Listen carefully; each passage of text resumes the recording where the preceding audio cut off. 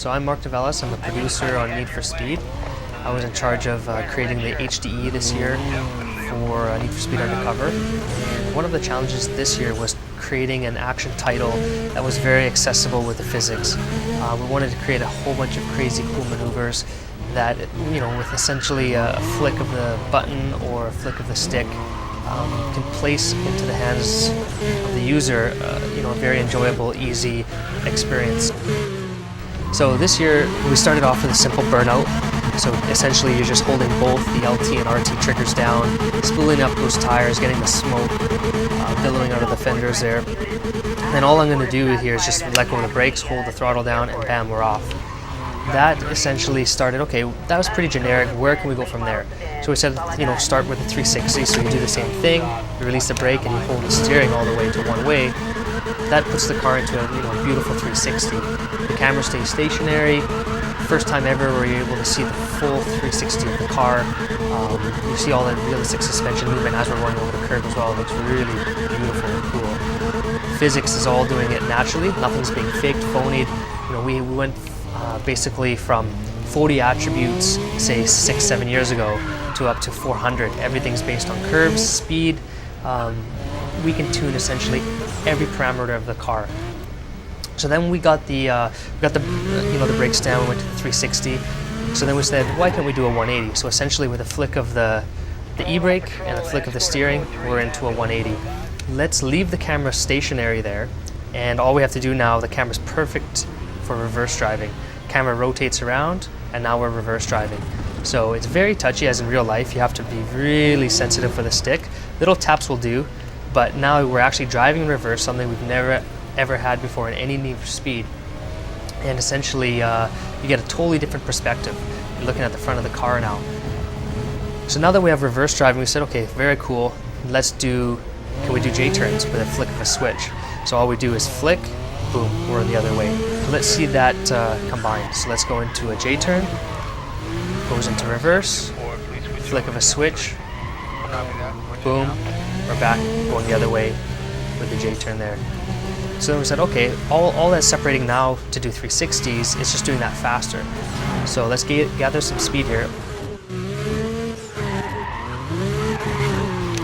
So there's a perfect one there. So nice and sharp and crisp. Let's do one more to show it shows that that one wasn't a fluke.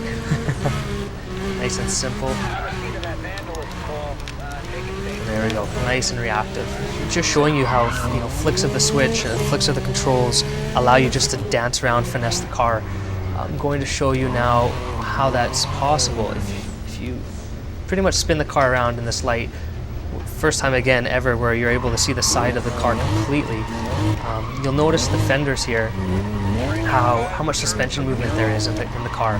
That's all happening naturally. That's all, we have progressive springs, we have digressive shocks, we have roll bars, and we have everything based on speed.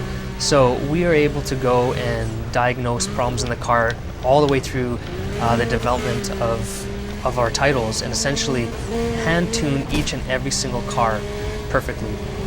And each one of the cars feels different. That's the other thing. All-wheel drives feel different than fronts to rears as well.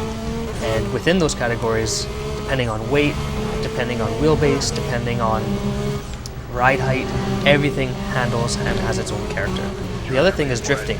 We don't have, as per se, drifting modes of drifting. We have drifting right into the game mode. That was also funneled right through. So I'm able to essentially go through a long corner. As long as I keep my throttle pinned and counter steer, I'm going to keep the drift going. So there you go. You saw the drift right through that corner. So let's get some speed here again.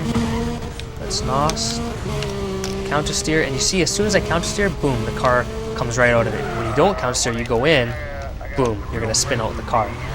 Physics thinks, okay, he's holding the e-brake long enough, he wants to do a maneuver, or he's, you broke that traction point where you've gone past 100% of the tire and you're going around. So some other inputs that we put in that are very cool this year to give the player more control is the double tap feature. It's whenever you're coming up to a roadblock or you want to change directions quickly, you'll notice all I'm going to do here is double tap the brakes here. I'm in 4th gear, double tap, and I go instantly into reverse. This car is stopped, and I'm spooled already up to 50-60 miles per hour. That allows quick transitions, allows me to get away from cops, allows me to spin off cops, super simple. The other thing that we put in is we catered really to NOS. Not only does NOS, blow by the opponents, we also made it so the NOS puts the power to the ground. As I'm going into the drift, I can hit the e-brake, NOS at the same time. You just saw I just did a nitro drift there. The style points popped up. So again, show you, we're gonna drift, NOS at the same time, and I'm NOSing and counter steering at the same time to really keep the drift going. So timing is crucial, timing is key. Like I can't stress enough, nothing is faked. It has been my duty over the last 7-8 years, since Hot Pursuit 2 with developing Underground, to create a physics engine that was powerful. All that work is a culmination of what we made in Need for Speed Undercover.